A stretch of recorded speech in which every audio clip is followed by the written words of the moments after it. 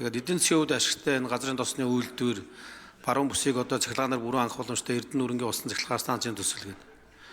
Гэхдээ яг ингээд тухайн жилийнхээ төсвүүдээр хөрөнгө оруулалт дээр 50 чаддгүй нэг ийм асуудал байгаа гэсэн. Тийм учраас бол энэ гадаад жилийн ашиглалтыг дэмжих тухай одоо өмнөх төслийг өргөн барихад бол би өөрөө дэмжиж бол гар үсэг зурсан. Одоо сая засгийн газраас орж иж байгаа гэсэн дэмжиж байгаа. Монгол улс одоо жилдээ 2 тэрбум долларыг бол одоо энэ бензин шатахуун зарцуулж байна. Эннийхээ дорож нэг 50% нь өөрсдөө дотоодоос үйлдвэрлэдэг болох нь бол үнэхээр стратегийн хувьд бол чухал байгаа даа. Харамсалтай нь бол яг энэ төсөл маань одоо 2017 оноос хойш явсан. Одоо 9 дэх жил рүү орж байна. Энийг бол одоо цаг хугацаанд дуусгах нь бол үнэхээр хэрэгтэй байгаа. Жил ирэх тусам бол үн ханш нэмэгдэж байна. Тийм учраас бол одоо энэ төслийг бол дэмжиж байгаа. За дээрэс нь болохоор энэ газрын тосны үйлдвэр ашиглалтанд ороход бол энэ түүхийн эдийн асуудал үүсдэг. Тэгэхээр энэ газрын тосны хангамжийг нэмэгдүүлэх тал дээр бол нэлээд ажиллах шаардлагатай байгаа. Тийм ч учраас бол одоо зүүн бус болон одоо говийн бүсийн гишүүдтэйгээ хамтраад энэ газрын тосны тухай хуулийг бол одоо өргөн бариад байгаа. За тэгэхээр уул орхон сайдаас асуух гээд байгаа асуудал маань юу вэ гэхээр одоо Дорнот аймгийн одоо Матад сумаас Петрочанагийн газрын тосны хоолой явж байгаа тийм ээ.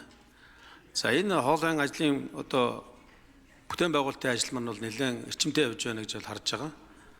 За тэгэхээр үйлдвэр ашиглалтанд орсноороо энэ манай энэ газрын тосны хоолойг дамжуулж байгаа энэ ажил чинь өөрөө одоо нийт өртгийн хэдэн хувийг эзлэхээр байгаа юм бэ?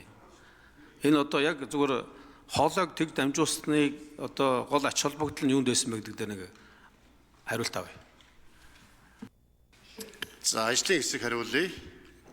Эндрийн 3 дугаар микрофон. За зүйлдвэр эрдэс бодлогын яамны газрын тосны бодлогын газрын дарга ашиглалаа. За дэлхийд газрын тосыг тээвэрлэх 4 арга зам байна.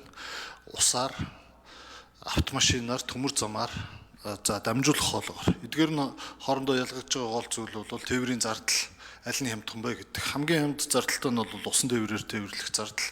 1 тонн бүтээгдэхүүнийг 100 км тээвэрлэхэд 0.1 цент $1 тээврийн зардал гарч байгаа бол төмөр замаар тээвэрлэхэд 100 км тутамд нэг 10 орчим $10 зардал гарч байна. За дамжуулах хоол бол үүнээс 2 дахин бага зардлаар тээвэрлж байгаа. За Матад сумаас Дорноговын алтан ширээ рүү хүрэхэд 1 тонн бүтээгдэхүүнийг 15 орчим $10-оор тээвэрлэх зардлын тооцоо гарсан учраас дамжуулах хоолойн тээвэрлэлтийг сонгосон гэж ойлгосон.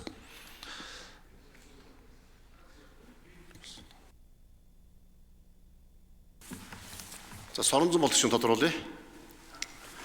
Энэ гадаад зээлийн ашиглалт дээр өмнөх юм дээр бол яг сэлбэдэд төв байсан. Тэгээ би ойлгохдоо бол одоо сэлбэдэд төвийн одоо зээлийг бондыг босгохдоо сэлбэдэд төвд одоо төслийг хэрэгжүүлнэ гэдэг одоо Монгол улс нийслэл зээл авцсан. Тэгээд мөнгө нь ороод ирсэн байгаад байдаг. Нөгөө зээлээ зориултын дагуу ашиглаж чаддгүй нэг ийм асуудал байгаа юм билээ. Тийм учраас бол одоо энэ асуудлыг бол одоо шийдэх тал дээр нь бас нэлээд сайн анхаарах хэрэгтэй байна л гэж бодож байгаа. Нөгөө талдаа энэ чинь Монгол улсын өөрийнх нь нэр хүндийн асуудал шүү дээ, тийм. Ийм зориултаар зээл бонд босгож ашиглана гэчихэд тэрийг ашиглаж чаддгүй, хэрэгжүүлж чаддгүй нэг ийм байдал байгаад байгаа нь бас учир дутагдaltaй байгаа. Тийм учраас шат шатны байгууллагууд бол энэ дээр анхаарах хэрэгтэй гэж хэлмээр байна.